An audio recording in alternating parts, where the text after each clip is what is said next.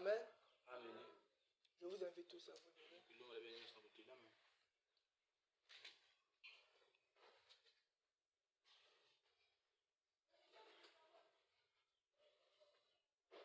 Nous allons lire Ésaïe 7 à partir du verset 13. Ésaïe dit alors, écoutez donc, maison de David. Est-ce trop peu pour vous de lasser de patience des hommes, que vous lassiez encore celle de mon Dieu? C'est pourquoi le Seigneur lui-même vous donnera un signe. Voici, la jeune fille deviendra enceinte.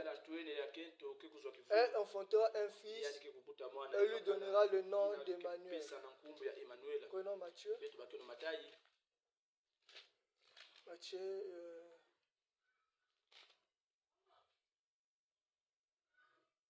1, à partir du verset 18. Voici de quelle manière arriva à la naissance de Jésus. Marie, sa mère, ayant été fiancée à Joseph,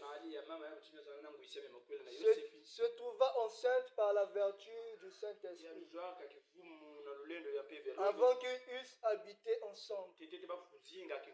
Joseph, son époux, qui était un homme de bien et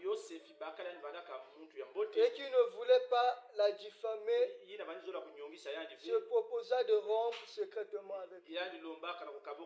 Comme il y pensait, voici un nom du Seigneur lui apparut ensemble et dit, Joseph, fils de David, ne crains pas le point de le prendre avec toi, Marie, ta femme,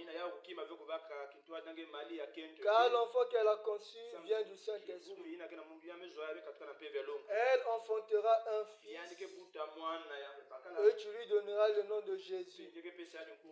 C'est lui qui sauvera son peuple de ses péchés. Matthieu 3. Matthieu 3, oui, à partir du verset 11. Moi, je vous baptise d'eau pour vous amener à la repentance. Mais celui qui vient après moi est plus puissant que moi. Et je ne suis pas digne de porter ses souliers. Lui, il vous baptisera du Saint-Esprit et de feu. Je vais vous asseoir. Voilà que je vais lire Malachie 4. Malachie 4, verset 5. Voici, je vous enverrai Élie le prophète, avant que le jour de l'Éternel arrive. Ce jour grand et redoutable. Il ramènera les cœurs des pères à leurs enfants et le cœur des enfants à leurs pères, de peur que je ne vienne frapper le pays d'interdit. Fermez les yeux, je vais prier. Éternel, notre Dieu, notre roi, nous te sommes infiniment reconnaissants pour ce soir. Seigneur, personne, oh Dieu, n'a voulu par sa propre volonté être ici. Mais toi, par ta grâce, Seigneur, tu as permis cela. Voilà pourquoi nous te disons merci. Alors notre Dieu, nous te remettons ces instants, Père. Toi-même le Dieu vivant, lève-toi, Seigneur, et viens donner ce qui est essentiel pour nous. Tu connais, Seigneur, que tous ne sont pas dignes. Et la seule personne qui est digne ce soir, c'est toi, Seigneur. Voilà pourquoi nous t'invitons. Prends la prééminence de toi de toutes choses. Au nom de Jésus-Christ. Amen. Amen. Amen. Que le Seigneur bénisse. Que le Seigneur vous bénisse. Je suis vraiment dans la joie d'être présent dans la salle. Vous êtes également dans la joie, non? Amen. Si vous êtes dans la joie, acclamez tous.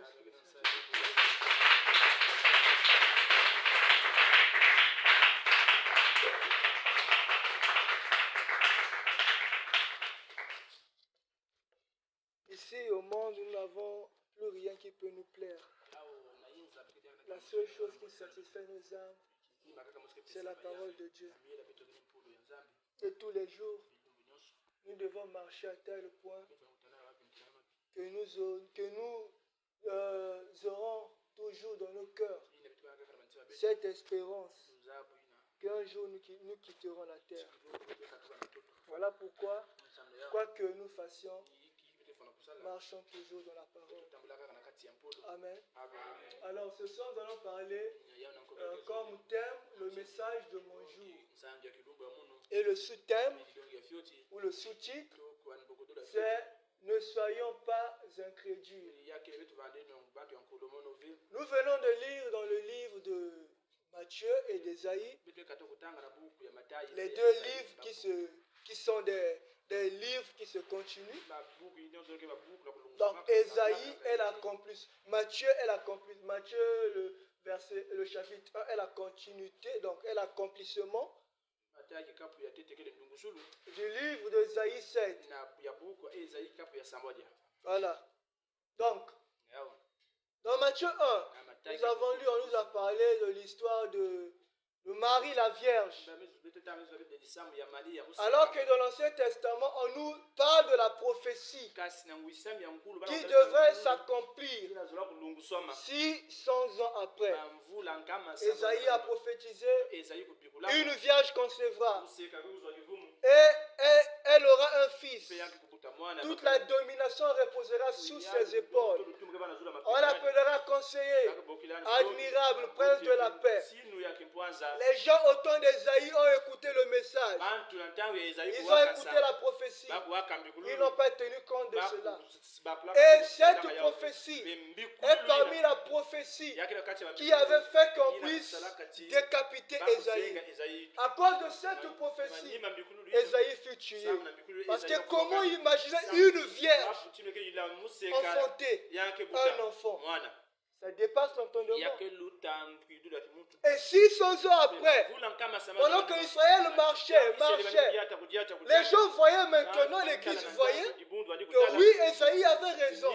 Parce que cette prophétie doit s'accomplir. Toutes les prophéties qu'il a prédites se sont accomplies. Alors l'Église avait compris que celles-ci aussi doivent s'accomplir. Alors l'Église était dans l'attente d'un libérateur, d'un sauveur. Il pouvait lire peut-être ce livre dans les rouleaux. Dire que ce livre s'accomplira. Ce livre s'accomplira. Alors, 600 ans après, il y avait un couple, un jeune couple, qui était composé de Marie et Joseph. Les deux s'aimaient tellement, à tel point, ils pouvaient aller à l'église ensemble. Arrivé dans le temple, ils pouvaient écouter le souverain sacrificateur lire le rouleau. Dire que Dieu nous enverra un sauveur. Il viendra nous sauver. Il viendra sur un cheval blanc. Il viendra pour nous délivrer. Marie écoutant cela, elle pouvait méditer avec son mari. Le frère Branham dit dans la brochure La foi de Marie. Le frère Branham dit que les deux pouvaient repartir à la maison tout en méditant sur cette écriture. Joseph pouvait dire à Marie, Marie, ne vois-tu pas que cette écriture est réelle? Elle doit s'accomplir. Les deux communiaient autour de la parole.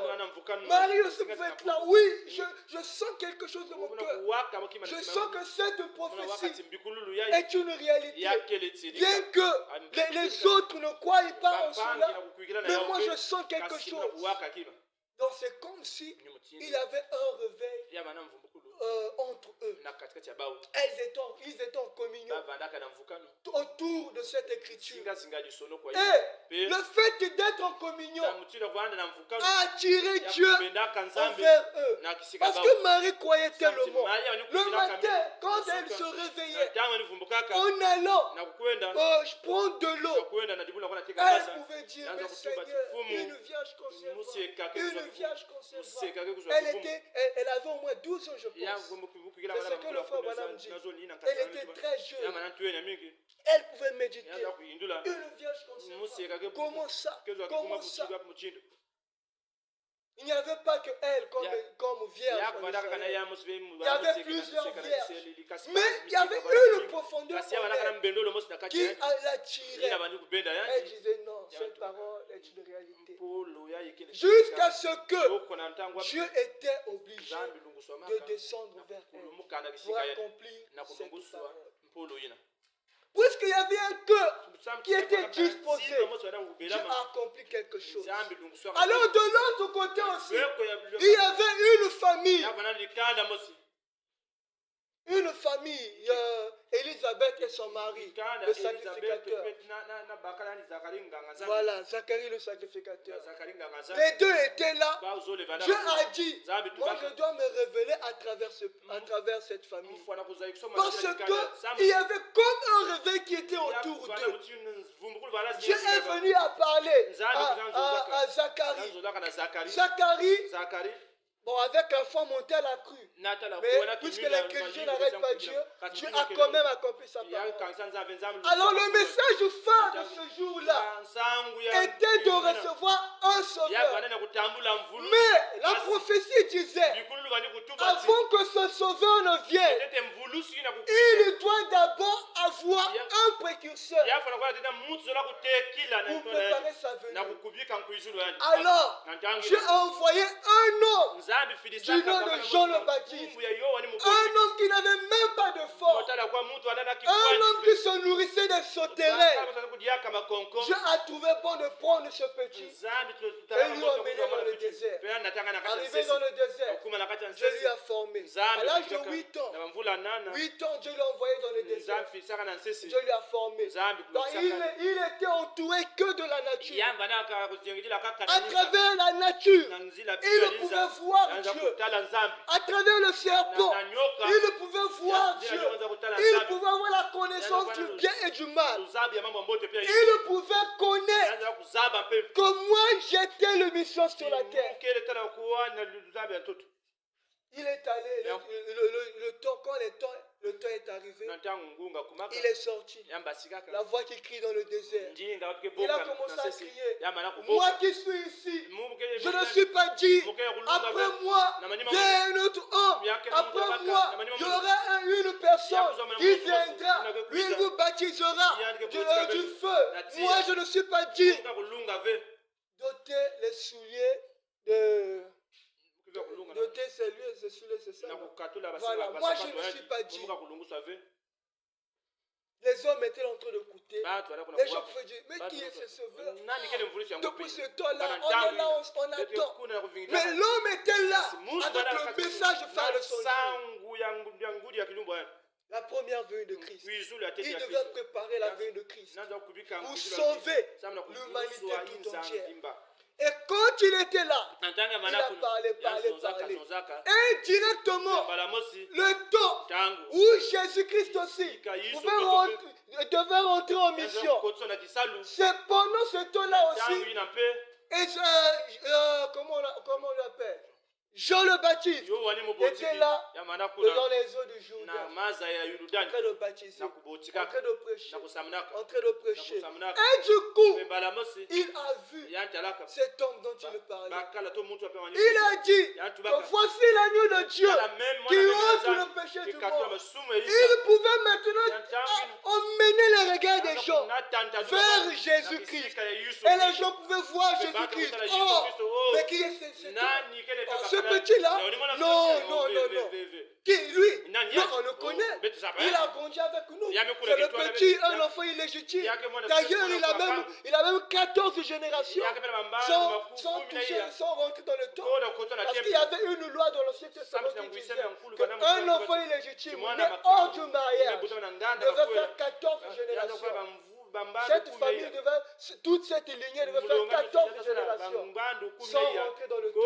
C'est un enfant illégitime? Non. Mais c'était lui, le sauveur dont Isaïe avait parlé. Le grand Emmanuel. Les gens ont vu Emmanuel fait chair. D'autres ont dit, on le connaît. On est déjà habitué avec lui. Non, c'est pas lui. Mais Jean était confiant en lui. Il était confiant parce que Dieu lui avait dit que tu feras la colonne descendre Et Jésus est allé vers Jean le Baptiste. Jésus a dit, baptise-moi. Jean a dit, moi je ne suis pas digne de le faire. C'est toi qui dois me baptiser. Jésus-Christ lui a dit, je ne comprends rien petit. Là c'est un mystère. Baptise-moi. Il a fait par contrainte. Ça, j'en suis sûr. Parce qu'il savait que Jésus-Christ était plus que lui. Il était le Dieu lui-même, le Dieu vivant. Alors là, c'est le message du temps de Jean le Baptiste. C'est le message qui préparait la première venue de Christ. La venue d'un libérateur. La venue d'un sauveur. Le frère Branham dit que dans chaque âge, Dieu envoie un messager avec un message. Nous n'allons pas parler du message de Luther. Nous n'allons pas parler du message de Colombo. Mais nous allons parler de notre message. Le message de mon jour.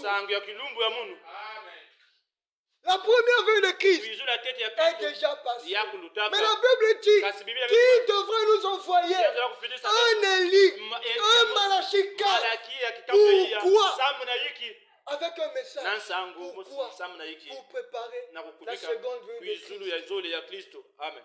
C'est quoi la seconde venue? Nous entendons dire que la seconde venue. Mais c'est quoi la seconde venue? La seconde venue, c'est l'enlèvement. Donc, cet Élie, le prophète, devrait venir pour nous préparer à l'enlèvement. D'autres disent que la seconde venue, c'est déjà accompli. Le frère Branham dit que j'ai vu une écriture avec une dizaine d'accomplissements. Nous savons, nous croyons que la seconde venue c'est l'enlèvement. Il faut bien voir la parole. Le frère Branham dit quand vous lisez la parole, il faut faire la mise au point. Il faut bien regarder.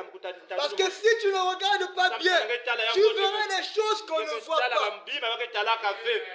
Nous avons un prophète. Et notre prophète, c'est lui. Notre, comment on appelle ça, les trucs là? Les trucs qu'on observe, David. Voilà des jumelles. Le prophète, c'est notre jumelle. Ce sont nos jumelles. Alors, nous devons faire la mise au point. Ce messager devra nous préparer à un enlèvement. C'est quoi le message de notre jour? Le message de notre jour, c'est toute la parole que nous lisons. C'est ce message que nous écoutons. Ce message qui nous donne la foi de l'enlèvement. Ce message qui nous prépare à aller quelque part. Pardonnez-moi. Voilà.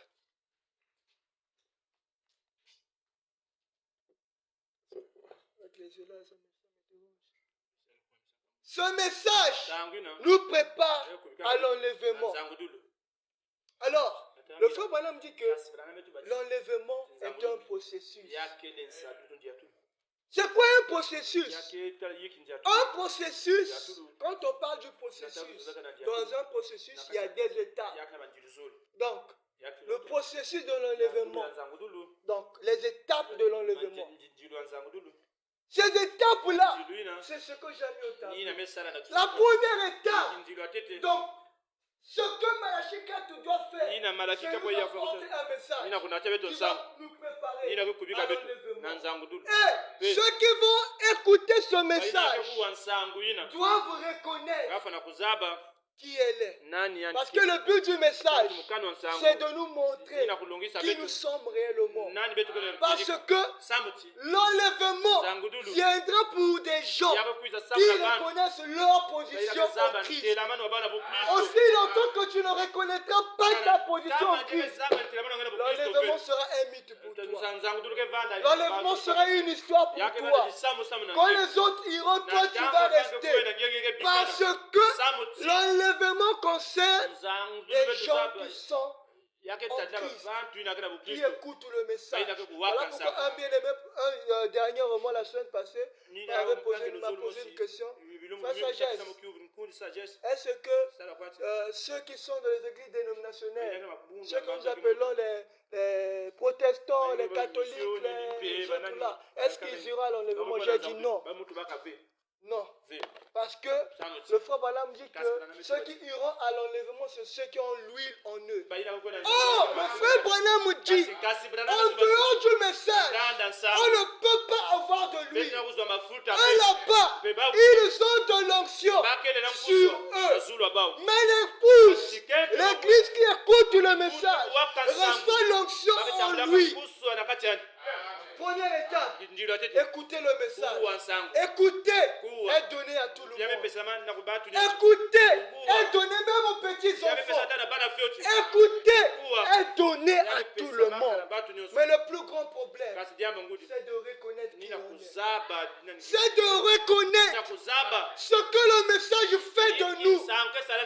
Ce que le message déclenche en nous. C'est ça le plus grand problème.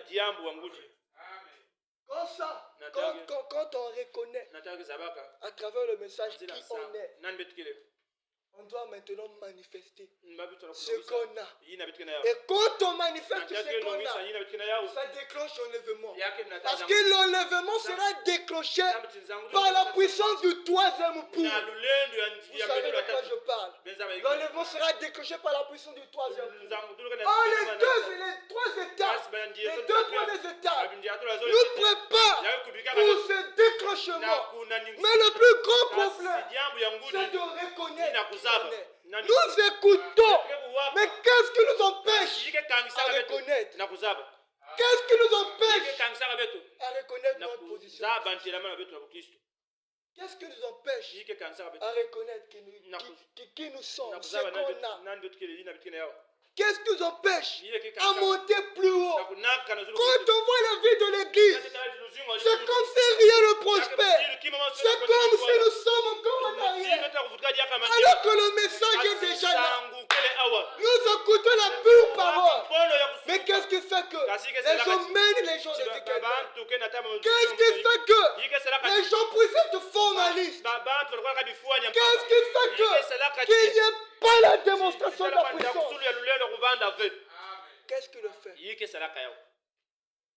C'est parce qu'il y a un voile devant l'église. Il y a un voile. Donc les gens n'arrivent pas à voir ce qui est au-delà du voile. Oh, ce qui est au-delà du voile, c'est la gloire la plus glorieuse de l'épouse de Christ. Le message vient préparer l'épouse. L'église avec grand E, pas avec petit E. L'église avec petit E, c'est ça. Ce rassemblement. Mais l'église avec grand E, c'est l'individu. Et le message vient pour préparer l'individu. Mais ces individus n'arrivent pas à reconnaître quels sont réellement l'église. Quels sont le pouce. Pourquoi? Parce qu'il y a un voile qui les empêche à voir la gloire du message. Il y a un voile qui les empêche à voir ce qui est au-delà du voile. Qu'est-ce qui les empêche? C'est parce que l'église est trop attachée à l'incrédulité. Le frère Balaam me parle de l'être humain. L'être humain est composé de trois parties. Il y a le corps, il y a l'esprit, et puis il y a l'âme. Maintenant, le corps est composé de 5 sens. L'esprit aussi est composé de 5 sens. L'âme est composée d'une seule chose. D'une seule chose. Mais il y a deux choses qui se battent. C'est l'incrédulité et la foi. L'incrédulité et la foi. Voilà pourquoi le frère Balaam parle de la plus grande bataille jamais livrée. Quand quelque chose, quand l'incrédulité prend la place de la foi, c'est fini.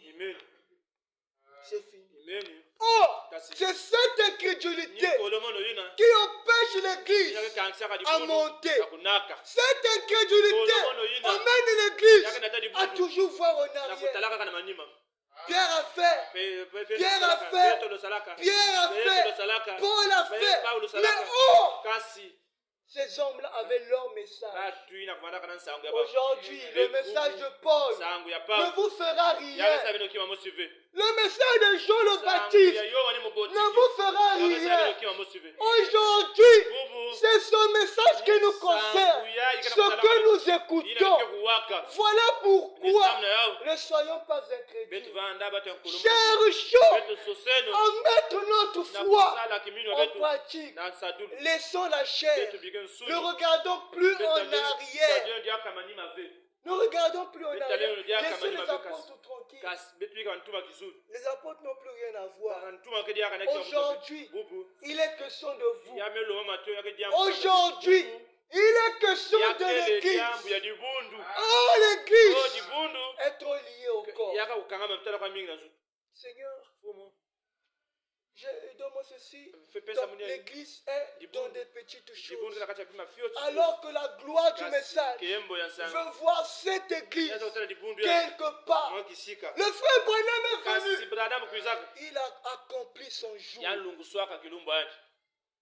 Le frère Branham a accompli son temps. Il a laissé le bâton entre les mains de l'Église. Il a tout laissé entre tes mains. Il a tout laissé entre nos mains. Mais la chose la plus malheureuse, c'est que cette Église n'arrive pas à prendre conscience. Cette Église n'arrive pas à prendre conscience de ce qu'elle possède. Tu as quelque chose de glorieux en toi. Si le message a été envoyé, c'est pour toi. Jésus-Christ est passé. Il était à Jérusalem. Il est passé. Mais puisqu'il est le même aujourd'hui, il doit revenir sous la forme de l'Église. Je réitère, sous la forme du message pour rentrer dans l'Église. Donc, l'Église d'être un avec le message. Parce que le frère Branham dit, j'ai fait de vous des messagers de ce même message. Oh, le frère Branham dit encore que le message et le messager sont un. Donc vous devez être un avec la parole. Mais quand tu vois ta vie, quand tu vois ce que tu es, est-ce que réellement tu es un avec le message? Pourquoi? Parce qu'il y a un voile, l'incrédulité, l'ennemi de la foi, ce qui nous empêche de monter. Nous regardons trop à nos faiblesses. Nous regardons trop, Seigneur, j'ai fait ceci. Seigneur, j'ai fait cela. Oh, c'est ça la foi pentecôtiste. C'est ça la foi pentecôtiste. C'est seulement l'Église pouvait reconnaître ce qui est en lui. Elle n'allait plus regarder à ses faiblesses. Seigneur, j'ai fait ceci, j'ai fait cela, j'ai fait ceci. Oui, c'est vrai. Nous avons tous des faiblesses. Surtout moi, je n'ai tellement. Nous avons tous des faiblesses. Écoutez, même Jésus-Christ avait des faiblesses. La famille, c'est une faiblesse. Amen. William Branham avait des faiblesses. Pas une faiblesse, mais deux. Mais toi, tu n'arrives pas à voir réellement ce que tu es. Parce que tu regardes trop les faiblesses. Ah Seigneur, je ne sais pas si je vais échouer. Ah Seigneur, ah Seigneur. Le Seigneur te regarde. Le message de notre jour a une gloire puissante qui peut me montrer la vie de Pierre. Pierre avait tellement de faiblesses. Mais puisqu'il reconnaissait ce qu'il avait en son jour, il ne paniquait Mais nous, je vous le dis, nous avons reçu plus que Pierre. Nous avons reçu plus que Paul. Mais qu'est-ce qui ne va pas? Qu'est-ce qui ne marche pas? Le voile dénominationnel. Je suis parti à l'église. Arrivé à l'église. Elle se va, ma belle. Shalom. Elle a fait la shalom, nous avons fini. Bien-aimé, tu sais, j'ai senti quelque chose. J'ai senti. C'est pas ça. C'est pas ce que le message fait. Ça, c'est pour les pentecôtistes. Nous avons plus que ça. Nous avons la manifestation de la divinité du Seigneur Jésus-Christ. Nous avons la puissance de l'enlèvement. Nous avons les 7 sceaux qui nous disent que nous sommes le pouce de Christ. Qui connaît la position de l'épouse? Le président, notre président, tel qu'il est là, sa femme, personne ne peut la toucher. Sa femme peut s'approcher. Chérie, regarde un peu cet homme-là, je l'aime vraiment, mets-le dans le gouvernement. Le président prend son stylo et signe un décret. Premier ministre. Bon, député, parce que sa femme a parlé. Mais nous qui sommes l'épouse de Christ, nous qui écoutons le message, nous n'arrivons pas à monter dans cette position. Arrêtez de voir à vos faiblesses, s'il vous plaît. Arrêtez d'être charnés. Rentrons dans le sein des saints. Nous sommes des saints. Que personne ne vous trompe. Nous sommes des saints. Moi, je ne regarde pas à mes faiblesses. J'en ai tellement. Mais je ne regarde pas à mes faiblesses. Parce que je sais ce que le Seigneur a fait de moi.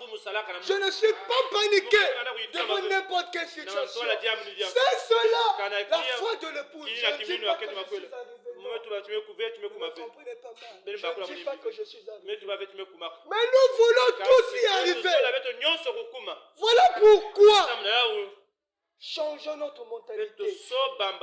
Changeons notre mentalité. Tu es comment on appelle un or, hein? De l'or.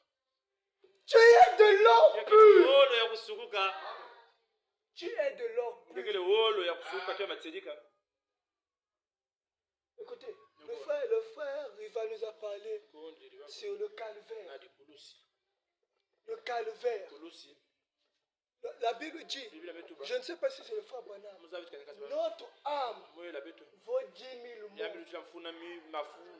10 000 mondes. Pas 10 mondes.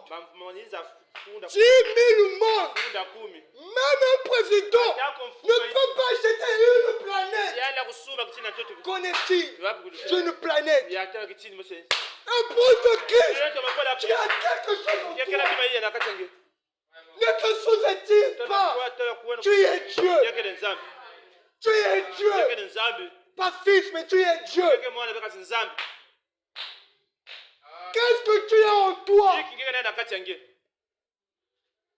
Va au-delà de ta pensée. Je le répète. Ne regardez pas à ce que vous êtes. Changez de langage. Changez de langage, s'il vous plaît. Changez de langage. Vous êtes l'épouse de Christ. Nous foulons le message au pied. À tel point nous vivons comme des lâches. Nous vivons comme des gens qui n'ont pas de valeur. Alors que nous avons le message de Dieu. Le frère Branham à son jour. Tout le monde pouvait le respecter. Tout le monde. Y compris le président de ce jour. Mais pourquoi l'Église appelée le pouce n'arrive pas à prendre conscience? Ôtez l'incrédulité.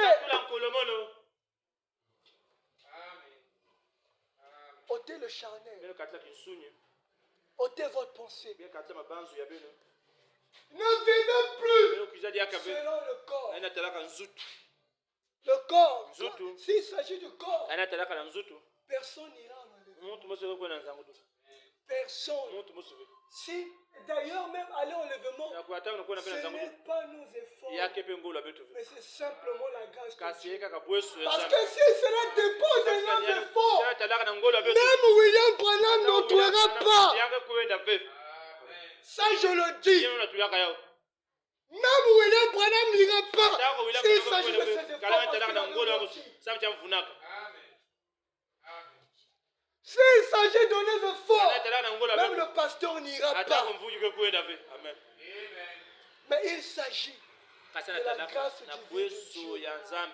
Voilà pourquoi changeons notre mentalité. Je le répète encore. Changeons notre mentalité. Tu as une valeur tellement précieuse. Je ne sais pas. Tu as une valeur tellement précieuse. Tellement précieuse. Mais tu ne le sais pas. Tu es aveugle. Tu regardes trop. Ah Seigneur. Ah Seigneur. Arrêtons ça. Arrêtons ça. Aussi longtemps que nous serons dans cette position, je vous le dis, pas de perfection. Pas de perfection. Mais bien aimé, frère, je le répète, ne regardons pas à ce que nous sommes. Ne regardons pas à ce que nous sommes. Nous sommes tellement valeureux devant le Seigneur. Lui est Dieu suprême. Il a abandonné son trône de gloire pour toi. Et toi tu es là. Tu fais du n'importe quoi. Toi tu es là. Tu n'arrives même pas à imaginer. Israël en son jour, en Égypte, marchait dans le désert. Moi le problème, Moïse, quand on était là-bas, on avait des cancans. Moïse, quand on était là-bas, on avait le Nil. Moïse, quand on était là-bas, il y avait ceci. Marche encore un temps, jubilé. Avance encore. Moi le problème, Moïse, nous avons fait la main. Quand on est... Donc il regardait tous les temps. Tous les temps. Tous les temps. Peuple élu. Mais Dieu a dit non. Je ne veux pas faire entrer ce genre de peuple dans mon pays. Moïse, c'est par toi Dieu. Dieu les a engloutis.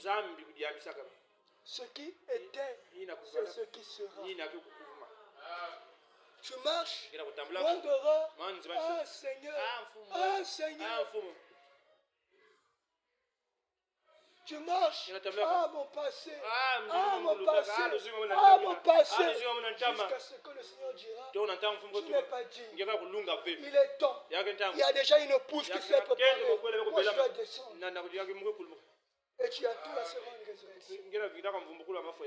Tu perds l'enlèvement parce que tu regardes trop à ce que tu es. Parce que tu regardes trop à ce que tu es. Je vais dire quelque chose.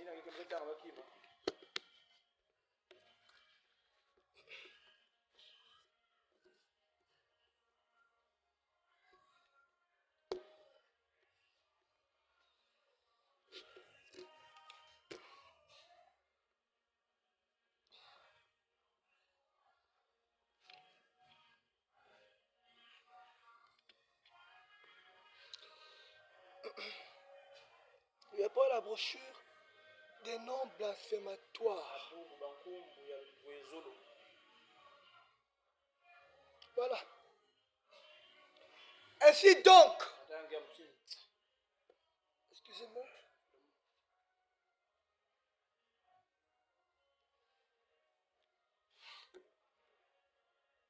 Ainsi donc, nous n'avons pas d'attache, pas à adhérer à quoi que ce soit, rien d'autre à faire que d'être chrétien. Comme Howard Carter avait l'habitude de dire, nous n'avons aucune autre loi que l'amour, aucun autre livre que la Bible, aucun autre credo que Christ. C'est vrai.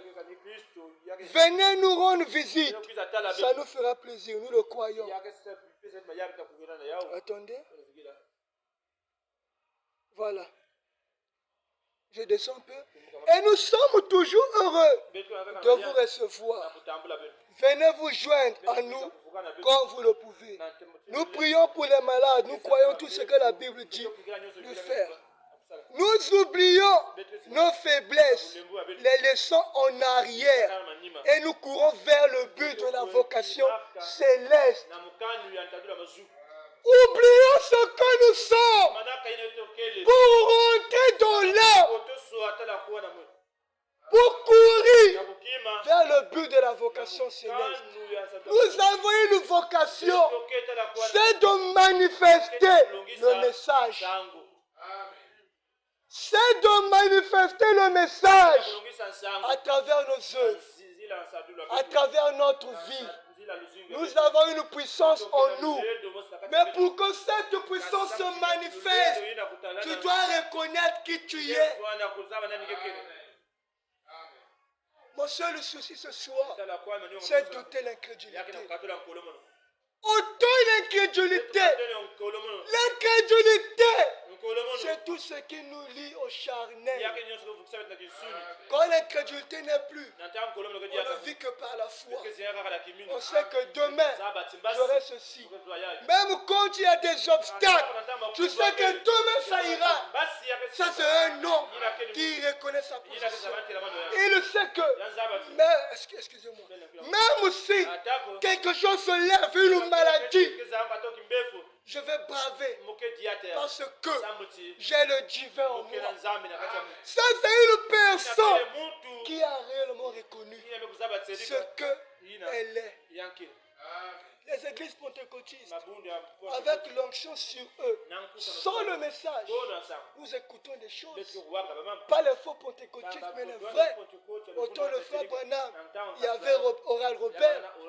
Autant le frère Branham, il y avait le révérend Allen. Il y avait Billy Graham. Des gens qui ont travaillé pour le Seigneur. Même aujourd'hui, nous avons ce genre de gens. Mais le pouls, nous sommes tellement limités. Les gens les plus malheureux, les gens les plus malheureux, à tel point, l'église, appelée le pouce, devient des quémandeurs. À tel point, le pouce devient des gens qui n'ont pas de valeur. On doit vous respecter partout là où vous serez. Je vais un peu témoigner. Moi, partout là où je vais, les gens me respectent. Je me pose même la question, pourquoi? Même la hiérarchie, là où je travaille, quand même les chefs me parlent, ils me parlent d'une manière, donc, d'une manière douce. Je ne sais pas qu'est-ce qui le fait. On doit nous respecter partout là où nous sommes. Parce que c'est cela, le message de l'heure, et nous positionne. Voilà pourquoi, bien-aimés, montons. Ne restons pas seulement dans des petites choses, mais montons, montons, montons, jusqu'à ce que les gens diront, ah non, ces gens-là sont tellement spéciaux. Ces gens-là sont tellement spéciaux. Nous devons monter. Nous devons aller au-delà de ce que nous imaginons, s'il vous plaît. Nous devons être à notre place. Le message est notre jour. Nous concerne. Elle est plus puissante que le message de la résurrection de Christ. Jésus-Christ est ressuscité. Jésus-Christ Ce n'est pas notre message. Ce n'est pas notre message. Jésus-Christ est vivant. Il est vivant. Il est là. Ce n'est pas notre message. Notre message, c'est le message actualisé. Le message qui emmène Dieu au temps présent. Au temps présent. Dieu veut s'actualiser. Je vais le dire par un mot facile. Dieu veut être présent. Il veut être au temps présent. Mais qui va actualiser Dieu aujourd'hui? Qui? C'est nous. C'est nous. C'est nous qui allons actualiser Dieu. Nous qui n'arrivons même pas à chasser un petit démon. C'est nous. Levons-nous. Chacun doit se révolter. C'est parce que la Bible n'a pas écrit l'histoire des femmes qui étaient à côté des apôtres. Sinon, ces femmes-là, malgré qu'ils étaient proches des apôtres, mais ils avaient aussi des témoignages vivants. Ils avaient des témoignages vivants. Parce que le message ne vient pas seulement pour les hommes, mais elle vient pour l'humain, pour l'homme avec grand H. Femme comme homme. Donc de nous, les sœurs, ne vous mettez pas à l'écart. Le message vous concerne. Le message vous concerne. Mettez cela dans vos cœurs. Frère, mettez cela au plus profond de vous. Le message vous concerne. Ne regarde pas d'abord au frère Noah. Regarde d'abord à toi-même. Toi. Moi, quand je marche, je ne regarde pas au bien-aimé. Parce que je sais que ma foi dépend de moi-même. Si ça ne va pas, c'est moi-même. Bien que nous sommes tous les temps en communion, ça c'est bien, parce que c'est la vertu de l'âge, la communion fraternelle. Mais quand il s'agit de l'intimité, c'est entre moi et mon Dieu. Le message, ce n'est pas dans le groupe. Le message concerne l'individu. L'individu, pas des individus, mais l'individu. Toi. Le message concerne une seule personne. C'est cette personne qui reconnaît son identité. C'est cette personne qui reconnaît qui elle est. Voilà pourquoi, cri de commandement, je vous invite, je vous prie de vous lever. Ne donnons pas du travail au pasteur. Tu n'as pas de boulot. Lève-toi. Tu es fils du Très-Haut. Tu es fils du Très-Haut. Je réitère. Tu es fils du Très-Haut. Rien ne peut te résister. Je le répète. Rien. Quand on dit rien, c'est néant. Néant, zéro. Ne peut te résister.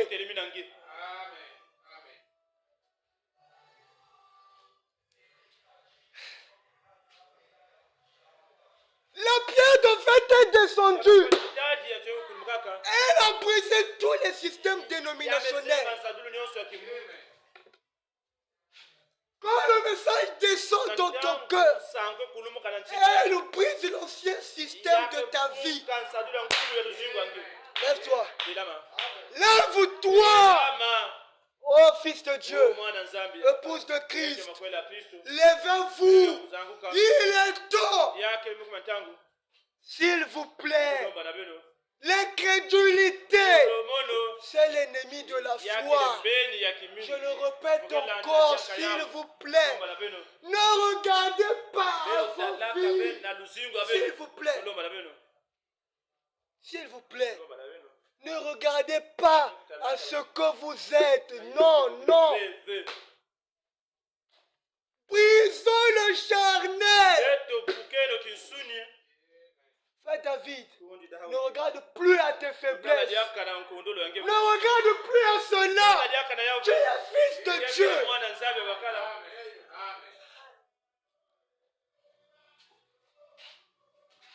Tu es fils de Dieu.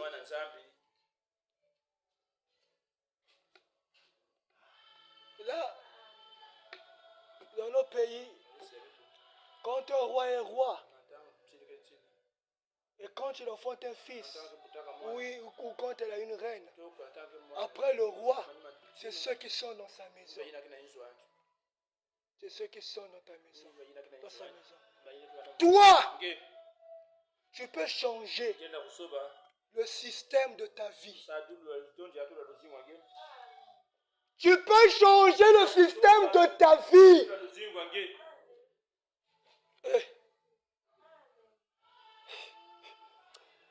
Ah, Seigneur. Tu peux changer le système de ta vie. Frère rival, lève-toi. Mes sœurs, levez-vous. Nous avons reçu un message. Bien-aimé, que Dieu te bénisse. Nous avons reçu un message. Nous avons reçu un message prêché par William Branham. Vous voyez cela? Des signes surnaturels. Dites-moi, la nuée de gloire là que vous voyez, c'est pour qui? C'est pour moi. C'est pour moi. Ce n'est pas pour le frère Noah, c'est pour moi. C'est pour moi. Si tu regardes bien, tu vas aussi me voir à l'intérieur. Tu vas me voir à l'intérieur. Tu vas me voir là. Je suis un germe de Dieu.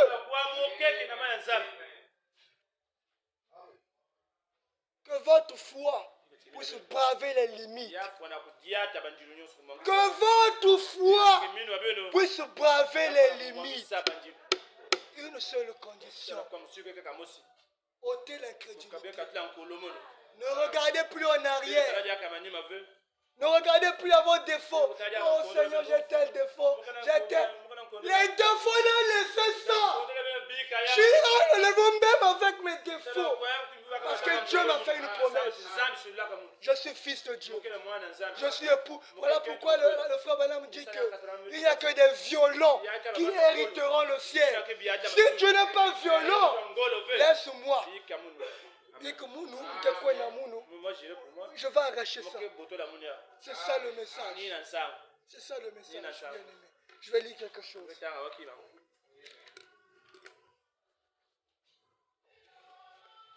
Le sceau de Dieu.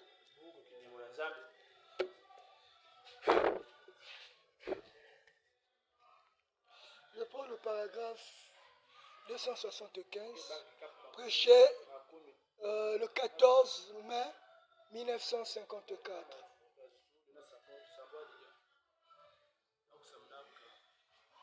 Le frère Branham est un homme qui n'avait même pas le cep. Hein? Remarquez, au temps moderne, mais tu n'as pas le cep. Mais il a marqué le monde. Il a marqué le monde. Personne n'était plus intelligent que le frère Branham. Personne. Quand il s'agit de connaissances, en ce temps-là, on appelait le frère Branham. Concernant le mariage et le divorce, on appelait un homme qui n'avait même pas le cep. Concernant la Bible, on appelait un homme qui n'avait même pas un doctorat de théologie. Mais nous sommes là avec nos licences, nos masters, parfois nos doctorats. Nous sommes là. Donc, carrément là, comme des... Bon, pardonnez-moi pour le terme. Pardonnez-moi vraiment pour le terme. Pardonnez-moi pour le terme. Comme des idiots. Parce que nous foulons le message au pied. Il y a un homme en RDC. Il a un doctorat en théologie. Mais si vous voyez ce qu'il fait, c'est malheureux. Même, je ne sais, même une personne qui n'a rien appris ne peut pas le faire. 275. Martin Luther, qui a œuvré, qui a marché. Ah, vous n'êtes pas gentil, hein? Martin Luther, gloire à Dieu, qui a œuvré, qui a marché sous la dispensation de Luther, est mort dans la grâce. D'autres, des méthodistes, qui poussaient des cris, qui sont morts sous l'âge de Wesley, sont morts dans la grâce. Nous vivons dans un autre âge. Pas à cette époque-là. Ici, avant, maman se promenait en char à bœuf. Donc, avant, il n'avait même pas de voiture. Et nous promenons en Ford. Nous promenons en limousine. 8 cylindres. Presque une propulsion par réaction. C'est vrai. Nous vivons dans un âge complètement différent. Il a d'abord parlé des méthodistes. Le frère me fait la pression. Les méthodistes, les luthériens. Il a dit que nous sommes différents d'eux. Et nous vivons dans une dispensation différente. Dispensation veut dire époque. Dans une dispensation différente. Dans une époque différente. Nous vivons au jour de la restauration. Gloire à Dieu. De puissance de Dieu. Pas de la puissance. Des puissances de Dieu. Dieu a tout restauré. Pour toi. Pour toi. Bien-aimé. Ah. L'heure est allée tellement vite. Hein. Enfin, vous m'avez trompé, on dirait. Les 9h, 19h. Ah, je comprends pas. Hein. Moi, je trouve que je n'ai même pas fait 30 minutes. Quand ils l'ont vu au commencement, restauration de puissance de Dieu. Nous voyons la puissance de Dieu. Comme ils l'ont vu au commencement. Dites-moi, quel est le prophète qui a fait plus que le frère Branham? Montre-moi un prophète qui a fait plus que ce que le frère Branham a dit. Pardonne-moi pour le dire. Jésus-Christ est notre Dieu. Mais même Jésus-Christ n'a pas fait comme frère Branham. Bien qu'il a fait plus que frère Branham. Mais en matière de miracle, en matière de démonstration, frère Branham a fait plus que lui. Parce que Jésus-Christ voulait l'élever pour montrer qui tu es. Pour montrer que nous sommes dans une époque différente. Les saints jugeront la terre. Mais quels sont ces saints? C'est toi. Mais un saint que c'est Dieu pécheur. Frère Noah, je ne veux plus te dire que je ne veux plus écouter tes faiblesses. Hein. Laissez ça pour les bébés. Nous devons monter au-delà du charnel. Jusque-là, je n'ai pas encore dit ce que j'ai à cœur de dire. Jusque-là, je n'ai encore rien dit. Bon, ça fait rien. Même si les bien-aimés m'ont trompé en matière d'heure, ça ne fait rien. La justice de Dieu existe. C'est pas gentil, hein, frère David. Jusque-là, je n'ai encore rien dit. Hein? Ah. Gloire à Dieu. Bien-aimés, nous avons quelque chose de glorieux. Le message, ce n'est pas ce que nous imaginons. Le message, ce n'est pas ce que nous imaginons. Ah, bon, je vais m'arrêter parce que je n'arrive pas. Si je continue à parler, peut-être jusqu'à 20h, hein? Jusqu'à 0h. fatigué, moi je ne vais pas me fatiguer. Mais reconnaissons qui nous sommes. Ne regardons pas à ce que nous sommes. Ne regardons à la grâce de Dieu. Changeons notre système. Levons-nous. Nous sommes des élus de Dieu. Des élus. Basola. Tu es le choix de Dieu. Quand un homme choisit une femme, peu importe ce qui va se lever, même si cette femme commet le rôle de préparer en retard, le mari va dire, ah chérie, je ne peux pas en retard. Puisqu'il a aimé, il est prêt à tout supporter. Dieu est prêt à supporter tes caprices.